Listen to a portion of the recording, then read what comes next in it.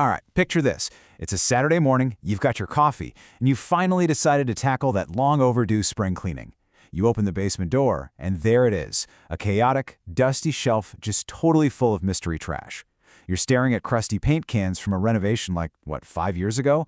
Weird bottles of cleaners, and a drawer stuffed with random, leaking old batteries. And then it hits you, begging that highly relatable question we all face. Where on earth do I put all this stuff? We know we can't just chuck it in the regular trash bin, but honestly, the thought of dealing with piles of old batteries, half-empty aerosols, and busted electronics is just overwhelming. So, they just sit there, gathering more dust. Well, if you're nodding along right now, you are in exactly the right place. That is exactly why my team at recyclingcoach.de and I put together this explainer for you. We're stepping in to clear up the confusion.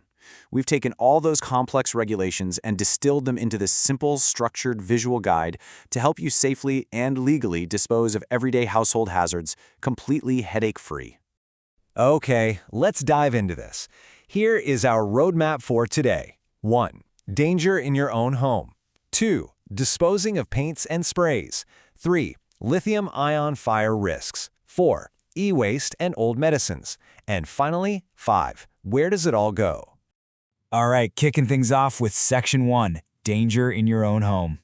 So, you might be wondering, why can't we just throw these items in the normal trash? Well, honestly, because it's literally a ticking time bomb. The sources make it super clear. If hazardous waste ends up in the regular garbage, or worse, poured down the drain, it can contaminate groundwater, poison the soil, and even cause massive, incredibly dangerous fires inside local garbage trucks or recycling centers. Instead, you want to look for a specific hazard pictogram.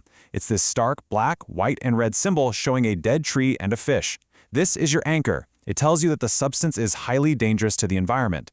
If you see this on a bottle of cleaner, pesticide, or solvent at home, you instantly know, okay, this requires special handling and absolutely cannot go in the regular bin. Now, until you can actually get rid of them, here are your core actionable storage rules. First off, keep them in their original containers. The recycling staff really need to read those labels to know what they're handling. Never, ever mix liquids. Seriously, this can cause highly toxic and totally unpredictable chemical reactions. Store them far away from heat and children, and again, absolutely do not pour them down the drain. Moving right along to Section 2, Disposing of Paints and Sprays.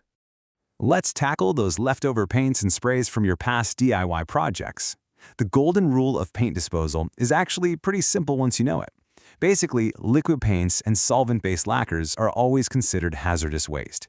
But if you have standard water-based wall paint that is completely dried out and hardened, well, in lots of municipalities, that can actually just go straight into your regular residual waste. The key difference here is the liquid state and whether or not there are solvents involved. Now, what about aerosols and asthma sprays? They seem pretty harmless, right? Actually, they function using highly explosive liquid gas propellants. Because of this major risk, they have to be kept below 30 to 50 degrees Celsius. Now, if they are completely 100% empty and have a green dot on them, they can generally just go into your yellow recycling sack. But if they are even partially full, they are officially hazardous waste. No regular trash for those. Which brings us to Section 3, Lithium-ion fire risks. Let's shift our focus to one of the most common yet surprisingly dangerous everyday items, the lithium-ion battery. I mean, you find these powering literally everything now. Smartphones, laptops, e-bikes, power tools, and this introduces a truly terrifying phenomenon known as thermal runaway. This is an unstoppable chemical reaction that just feeds on its own intense heat inside damaged or overheated batteries. A totally harmless-looking battery can react violently with just water or heat, leading to unstoppable fires hitting 1,000 degrees Celsius and releasing toxic gases. This is exactly why garbage trucks literally catch fire when these are carelessly tossed in the regular bin. So how do we prevent that? Let's turn this complex safety warning into a super easy checklist for handling loose, small lithium-ion batteries. We're talking the ones under 500 grams. Step 1, tape the battery poles. Just use some electrical tape to prevent short circuits. Step 2, pop it in a plastic bag. And Step 3, take it to a retailer or drop it in one of those green GRS collection boxes you see in stores. It really is that simple to keep things safe. But wait, what if the battery is practically glued inside the device? The rule here is strict. Never remove built-in batteries yourself, and never ever put damaged ones in the mail. If a battery is swollen, leaking, or getting hot on its own, do not try to pry it out. You've got to return the whole device to a retailer or a collection center. Mailing a damaged battery is a massive no-no and strictly against safety and transport regulations. All right, on to Section 4, e-waste and old medicines. Let's look at two more huge categories of household clutter that always seem to confuse people: broken electronics and expired meds. For medicines, the absolute, golden, non-negotiable rule is do not flush them down the toilet. Seriously, our sources note that over 400 different pharmaceutical residues have already been found in German water and soil. Flushing meds just directly contaminates the water cycle. Instead, use a pharmacy take-back program, a pollutant collection vehicle, or your local hazardous waste center. It's a small step that massively protects our waterways and wildlife.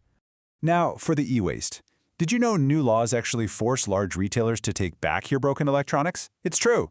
For small devices under 25 centimeters, what's called the 0-to-1 rule applies at large electronics and grocery stores. This means you can drop off up to 3 small items without buying a single thing. Awesome, right?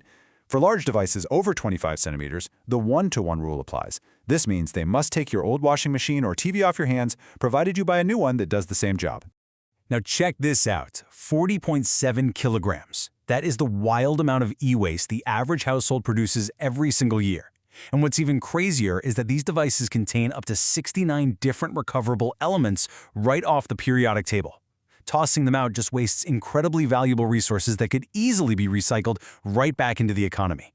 And finally, Section 5. Where does it all go? So, now that we know what's dangerous and what definitely shouldn't go in the regular bin, let's explain where you can actually drop off your hazardous household waste safely and legally.